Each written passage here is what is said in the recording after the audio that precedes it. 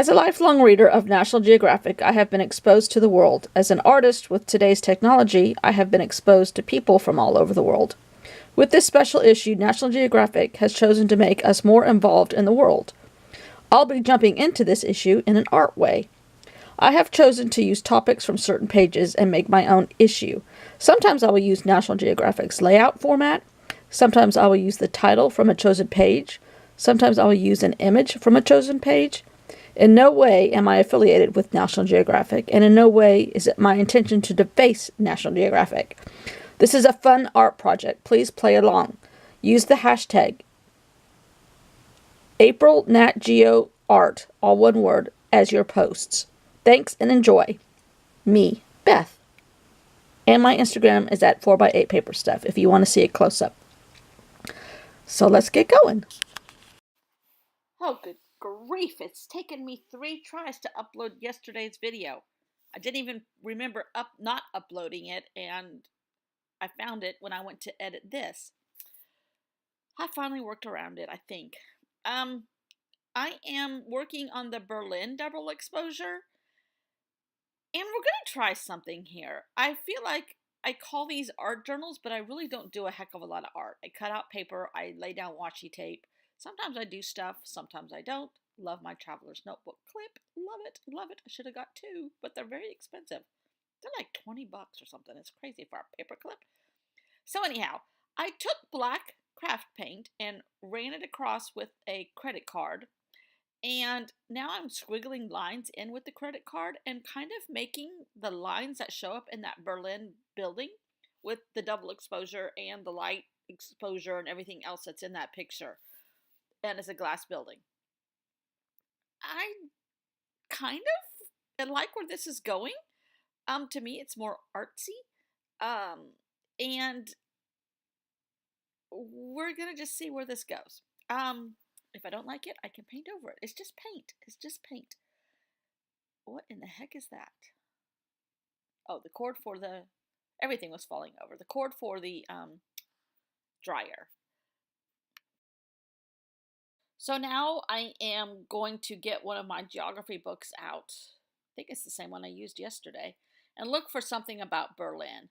And I take out a little bit of a blurb that talks about the construction of Berlin and the greatness of Berlin until like the beginnings of the Hitler era, and all of the downfall after that of Germany. But there are great construction people in Germany and great craftsmanship. So I just keep the craftsmanship sentence in about the great builders or something along that line. But it needs something else with it, so I outline it with my Stabilo, and kind of play with the edges of that. And then I'm thinking, okay, it's black on black. That background is black, even though I have squiggly lines in it. So I'm working with it, and I'm thinking black and white, yellow. It needs more yellow, and I don't like the Lego logo in this little ad because it was a toy ad in the newspaper, and I just cut around the Lego parts. And Builder's going to build, and it's looking like it's going to be about architecture and building, and it looks like that's what it wants to be. So then I have this logo. Then I realize I don't have the word Berlin in here anywhere. I kind of, well, it's in that little tiny snippet from the book, but you don't notice it very often. It doesn't stand out very well. So I get out some letters and spell Berlin, and um, they're black but in gold. So it kind of reflects the picture with the glass windows of the building. In my world, it does. It works. And in the end, I like it all, although I'm not sure about the placement of everything, but it's okay. So now I feel like I have 2 elements, and I don't have enough yellow on the border because the pamphlet that I used for the junk journal part was a green hospital ad.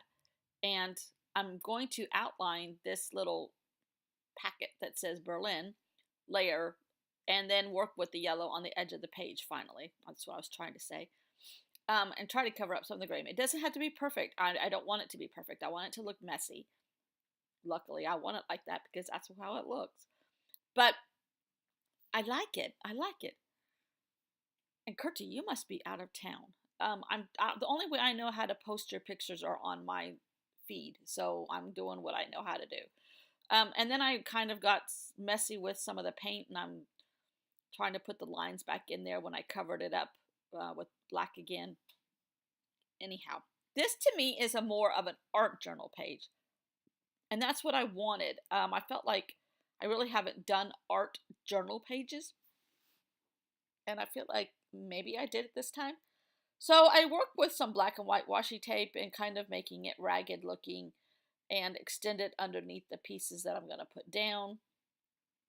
Some people say that things just can't float. They have to have like a platform. I don't know if I go with that, but you know, I'm not an artist, so who knows. But it's okay. I'm not crazy about the end. I'm trying to make more of a ragged edge on this thing that I cut, which I cut it too close, so I'm really... It always takes me a few days to get in the flow of something and feel the journal talk to me, and I don't think I'm there yet, but I'm getting there. And then I forgot about the Berlin, the little snippet from the book, so I get that back out and I put it in, and here's the picture again, this round building. And I like the way it ends all along. Check it out on Instagram. It'll work in the end, I think. Thanks for watching. See you tomorrow.